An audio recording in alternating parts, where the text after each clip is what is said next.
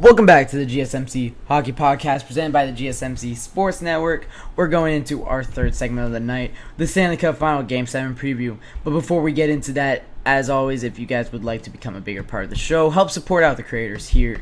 Help support the creators out here at the GSMC Podcast Network, GSMC Sports Network. Use the tips and donation, GSMCpodcast.net.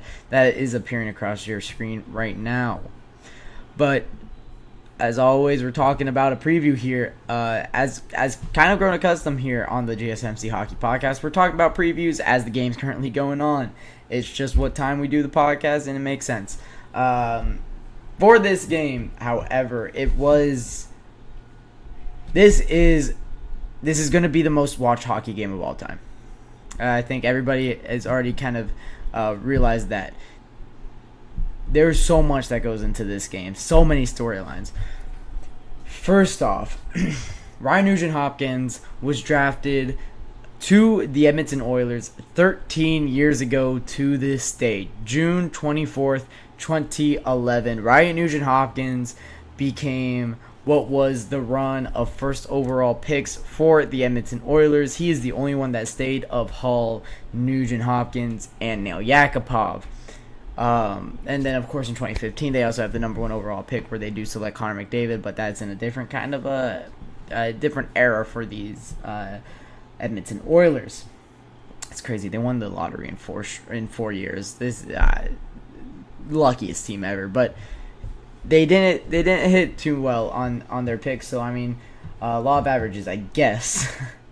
For the Edmonton Oilers, however, Nugent-Hopkins is the only number one overall pick from that 3-year run that stayed, and he is playing for the first line 13 years to the day later in a Stanley Cup Final Game 7 for this team that he has loved, that he has played for, that he is an assistant captain for. He is playing on that first line like he did in Game 6, Game 1, Game 2, and Game 3 of the Stanley Cup Final with Connor McDavid and Zach Hyman. Warren Foegele, Leon Draisaitl, Dylan Holloway is your second line here. Matthias Janmark, Adam Henrique, Connor Brown is your third line. Ryan McLeod, Derek Ryan, and Corey Perry is your fourth line. There we go. Going to the next biggest storyline here for the Edmonton Oilers. Of course, you have McDavid and Draisaitl trying to win their first cup. However, those guys are a little bit younger than the other guys here. Corey Perry.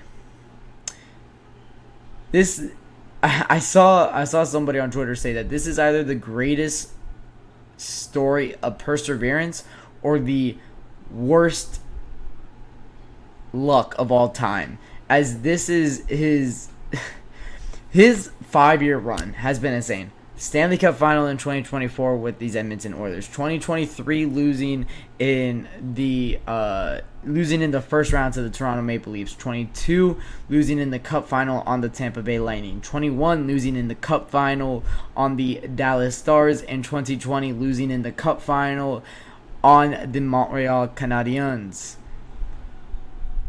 He either becomes somebody that lost the cup on a fourth different team in 5 years, or he becomes a guy that stuck through it and finally won a cup, his second of his career, by the way. His first coming in 07 with the Ducks, of course. 07? Yes, 07, and then 06 was the Oilers Hurricanes. Yep. So I mean, this could be this honestly for Corey Perry could go either way. Another big storyline, you have Stuart Skinner coming into this game. Edmonton kid playing for his hometown team, getting the start in net in a Game 7 of the Stanley Cup Final on the road in Florida. What better storyline than that here? And then, you also have Cody Ceci looking to get his first Stanley Cup after a long and difficult and up and down career for Cody Ceci. You also have Mattias Ekholm, who's looking to get his first after many years in Nashville, just being so close. So that's what's going on for the Edmonton Oilers in this Game 7, just one game away. The other side, Carter Verhaeghe going for his third Stanley Cup Final, or third Stanley Cup in the 2020s. Of course, winning 2 with the Tampa Bay Lightning in 2020 and 2021. Alexander Barkov playing for this team, number 3 overall pick for this team back in 2014. You have Sam Reinhart, who has had a very up and down career. Sam Bennett, who has had a very up and down career. You have Matthew Tkachuk, who is looking to do what his dad was never able to do and win a Stanley Cup. Vladimir Tarasenko trying to win his second after winning one on the Blues in his career. Kyle Okposo playing over 1,000 regular season games and having the chance at winning the cup for the first time after having a very long tenure with the Buffalo Sabres that they were never able to do something. Aaron Ekblad trying to win his first with the team that drafted him number 1 overall. The defenseman being drafted number 1 overall is a rarity in the NHL, and he's trying to turn provider for them. Gustav Forsling going rags to riches kind of storyline there. Getting placed on waivers by the Carolina Hurricanes. Being claimed up by the Florida Panthers, they developed him into a top 2 D-man. Oliver Ekman-Larsson, after a decade of, how can I put this nicely, wasting away on the Arizona Coyotes, he finally gets a chance at a cup. Man, this Game 7 has so much riding on it. And then, on top of all that, there's a team that is trying to make a 3-0 comeback in this game. Only the second time in Stanley Cup Finals history that this would happen. Only the sixth time in professional sports history that a 3-0 comeback in a playoff series will happen. This is historic. We'll talk about where this ranks in historical comebacks in the next segment, but truly, this game has so much riding on it, so many storylines. And as we are talking about so many storylines, we are going into the third and final period of the night with the Florida Panthers at a 2-1 lead by a Sam Reinhart goal, assist from Carter Verhaeghe and Dmitry Kulikov.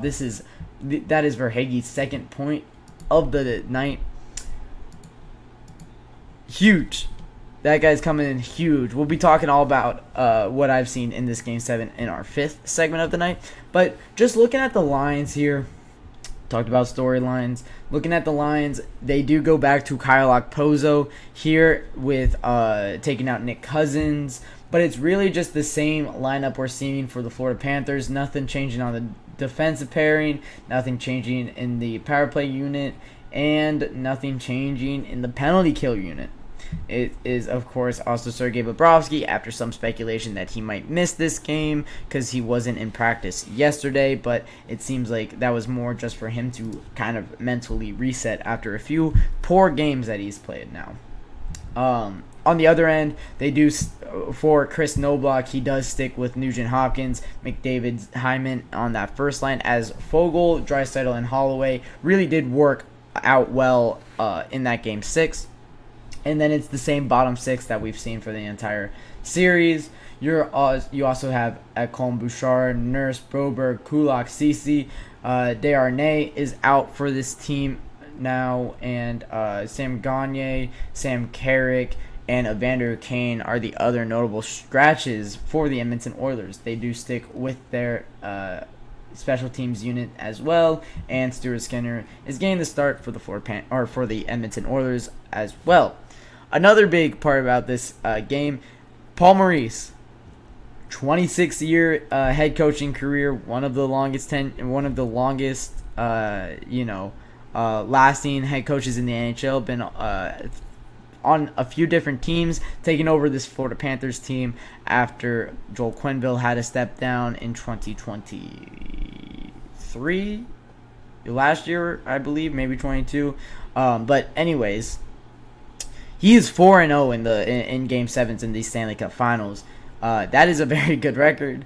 Looking to maintain that, of course.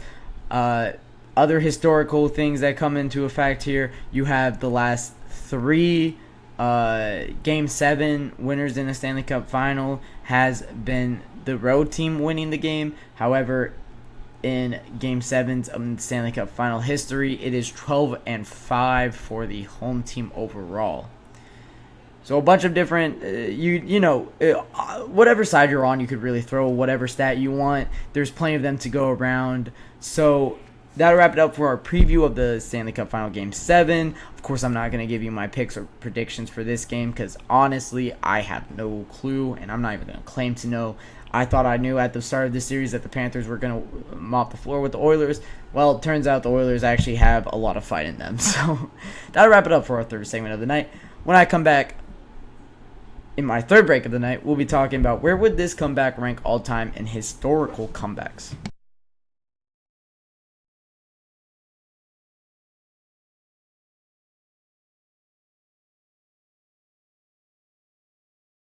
For the best and latest podcasts available anywhere, go to the podcast app on your cell phone and type in GSMC to access free content-rich podcasts on health and wellness, book reviews, sports, entertainment, relationships, social media, movies, technology, finance, and even weird news. Subscribe and download the GSMC Podcast Network's family of shows, available everywhere podcasts are found.